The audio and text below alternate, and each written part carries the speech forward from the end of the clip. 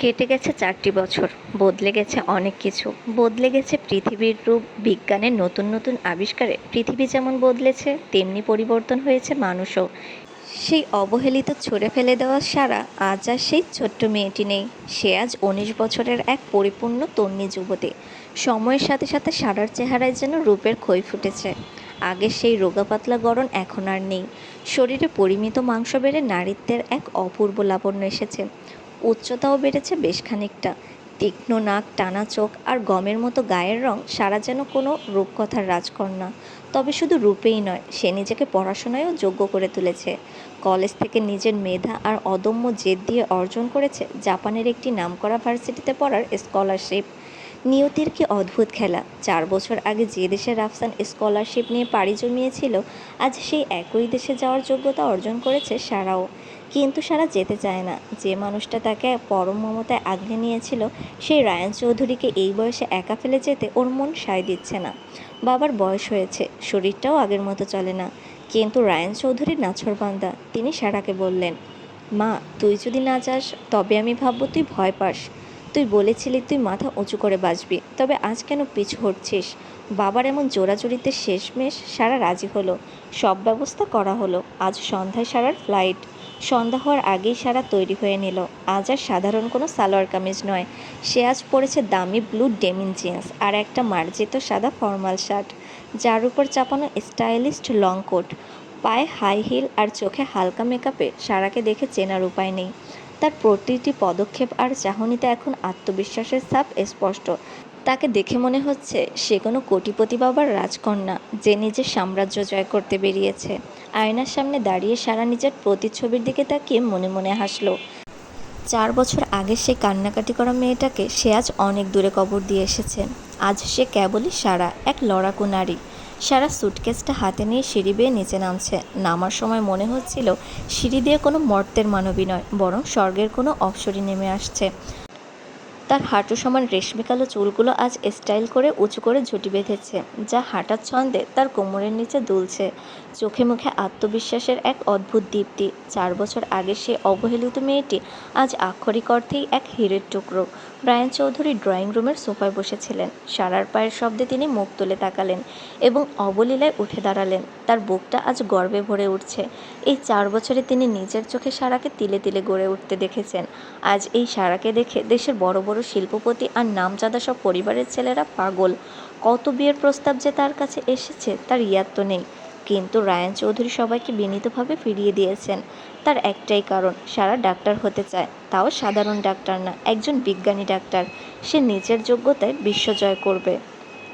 সারা drawing রুমে এসে বাবাকে দেখা মাত্র সব গম্ভীর্য ভুলে দৌড়ে গিয়ে তাকে জড়িয়ে ধরল। মুহূর্তেই ওর চোখের জল বাঁধ ভেঙে গেল। রায়ান চৌধুরীও আর নিজেকে সামলাতে পারলেন না। তার চোখের কোণ বেয়েও জল গড়িয়ে পড়ল।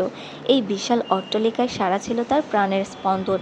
মেয়েটা চলে গেলে বাড়িটা যে একদম নিথর হয়ে যাবে। রায়ান চৌধুরী কাঁপা গলায় বললেন, মারে, তোরে যে কত মিস করব। আমার কলিজার টুকরো মেয়েটা, ওইখানে গিয়ে সব সময় আমাকে কল দিবি। কি করলি, কি খেলি, সব আমাকে জানাবি, বুঝলি? সারা বাবার বুকে মুখ ঘষে কান্নারত গলায় বলল, তুমিও নিজের খেয়াল রাখবে আব্বু। ঠিকমতো ওষুধ খাবে। তুমি একদম চিন্তা করো না, আমি সফল হয়েই তোমার কাছে ফিরব। আমি সারা, সবাইকে আজ দেখিয়ে দেব যে তোমার মেয়ে চাইলে সব পারে। বাবা মেয়ের এই আবেগঘন মুহূর্ত যেন সময়কে থমকে দিল। বেশ কিছুক্ষণ কান্না আর শেষ মুহূর্তের টুকটাক কথা সেরে তারা গাড়িতে উঠলেন। গাড়িটা যখন স্টার্ট দিয়ে এয়ারপোর্টের উদ্দেশ্যে রওনা দিল, সারা জানালার বাইরে তাকিয়ে এক দীর্ঘশ্বাস ফেলল।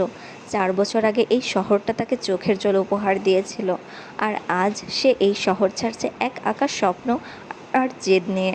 সে জানে না জাপানের মাটিতে তার জন্য কী অপেক্ষা করছে, তবে সে এটা জানে, পুরানো সেই দুর্বল সারাকে সে অনেক আগেই মেরে ফেলেছে। অবশেষে সারা এক বুক স্বপ্ন আর বাবার দেওয়া পুঁজি নিয়ে বিমানে উঠে বসলো। রানওয়ে দিয়ে বিমান যখন তীব্র গতিতে ছুটে নীল আকাশে ডানা মেলল, সারা জানালার বাইরে মেঘের ভেলায় তাকিয়ে মনে মনে শপথ করলো, আজ যাচ্ছি এক বুক স্বপ্ন নিয়ে, ফিরব সফল হয়ে। কেউ যেন আর কোনোদিন আমায় অবহেলা করার সাহস না পায়। দীর্ঘ কয়েক ঘন্টার ক্লান্তিকর জার্নি শেষে ভোর 6টায় বিমান নামল বিদেশের মাটিতে। বিমানে বসে জাপানের আধুনিকতার কথা অনেক শুনেছে, কিন্তু যখন সে বিমান থেকে বের হলো, জাপানের সেই প্রথম কনকনে ঠান্ডা বাতাস ওর গায়ে এসে লাগলো। সারা নিজের লং কোটটা আর একটু গায়ে জড়িয়ে নিল। কিছু দূর এগোতেই দেখলো হাতে প্লাকার্ড নিয়ে লম্বা মতন একটা লোক ওর দিকে এগিয়ে আসছে। লোকটা সারার সামনে এসে বিনীতভাবে জিজ্ঞেস করলো, miss Sara, am I right? Sara লোকটাকে আপাদমস্তক একবার দেখলো। ওর মনে পড়ল রায়ান চৌধুরী বলেছিলেন বিমানবন্দর থেকে ওকে রিসিভ করার জন্য একটা লোক আসবে, যে ওকে আগে থেকে ঠিক করা ফ্ল্যাটে পৌঁছে দেবে। সারা হালকা হেসে আত্মবিশ্বাসের সাথে জবাব দিল, ইয়েস, আই অ্যাম সারা, সারা চৌধুরী। সারা চৌধুরী নামটা বলার সময় ওর গলায় এক অদ্ভুত আভিজাত্য ফুটে উঠল। লোকটা হাত বাড়িয়ে সারা স্যুটকেসটা নিতে নিতে হাসি মুখে বললেন, nice to meet you miss Sara, I am Hiroshi. Everything is ready for you, let's go, I will drop you off at your apartment. Sara মাথা নেড়ে সায় দিল। হিরোশির সাথে সে বিমানবন্দরের বাইরে এলো। বাইরে তখন বিদেশের ঝলমলে শহরটা ধীরে ধীরে জেগে উঠছে। চকচকে রাস্তা, আধুনিক সব স্থাপত্য আর শৃঙ্খলার এক অনন্য দৃশ্য। সারা গাড়িতে বসে জানালার দিকে তাকিয়ে দেশের দৃশ্য দেখতে থাকলো। হিরোশি গাড়ি চালাতে চালাতে সারাকে শহরের কিছু বিখ্যাত জায়গা দেখিয়ে দিচ্ছিল। গাড়ি সিটির ভিতর দিয়ে যাচ্ছে, সারা সব কিছু মনোযোগ সহকারে দেখছে। অবশেষে হিরোশি সারাকে তার ফ্ল্যাটে পৌঁছে দিল। সারা ভেতরে ঢুকে একদম মুগ্ধ হয়ে গেল। প্রতিটি আসবাবপত্র আর সাজসজ্জা এত নিখুঁত আর দামি যে সে কিছুক্ষণ কথা বলার ভাষাই হারিয়ে ফেলল। 4 বছর আগে সেই অবহেলিত মেয়েটির জন্য এই রাজকীয় আয়োজন যেন একটা স্বপ্ন। হঠাৎ হাতের ঘড়ির দিকে তাকাতেই সারার হার্টবিট বেড়ে গেল। সর্বনাশ, আজই তো তার ভার্সিটিতে প্রথম দিন, অথচ হাতে একদম সময় নেই। সে আর দেরি না করে গায়ের দামি কোটটা খুলে দ্রুত একটা বিদেশি দামি টপস আর ফিটিং জিন্স প্যান্ট নিয়ে ওয়াশরুমে ঢুকে গেল। মিনিট 10-এর মধ্যে শাওয়ার শেষ করে সে আয়নার সামনে এসে দাঁড়ালো। চুলগুলো ব্রাশ করে আগের মতোই উঁচু করে একটা স্মার্ট ঝুঁটি করলো। বাম হাতে পড়লো লেটেস্ট স্মার্ট ওয়াচ, আর গলায় ঝুলিয়ে দিল সেই কাঙ্ক্ষিত ভার্সিটির অ্যাডমিট কার্ড।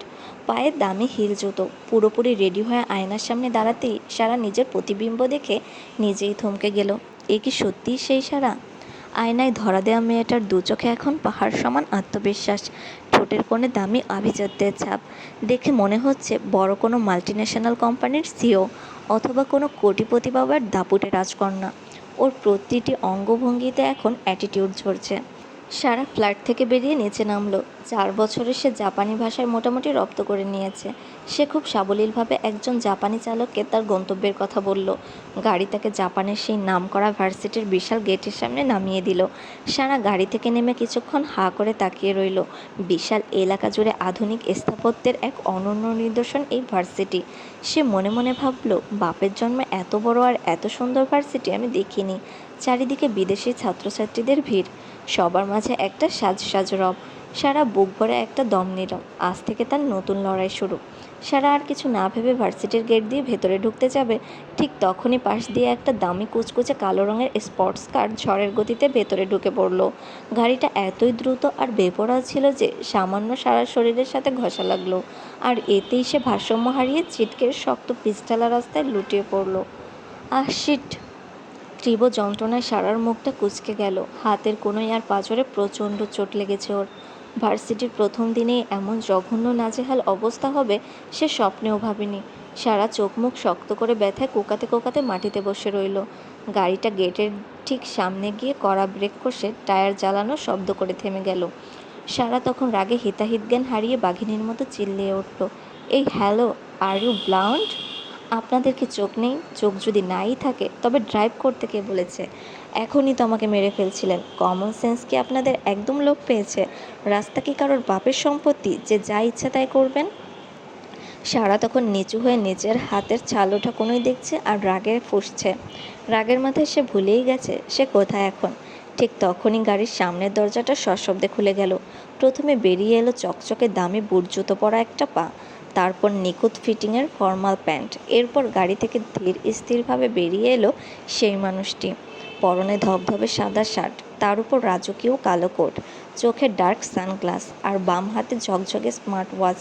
লোকটা যখন গাড়ি থেকে নামলো তার চোয়াল শক্ত হয়েছিল। বোঝাই যাচ্ছে এই আক্রমণাত্মক চিৎকার তার পছন্দ হয়নি। কিন্তু যেই না সে সানগ্লাসটা এক ঝটকায় কপাল বরাবর তুলে সামনে মাটিতে বসে থাকা সারার দিকে তাকালো, মুহূর্তেই লোকটার শরীরের রক্ত যেন হিম হয়ে গেল।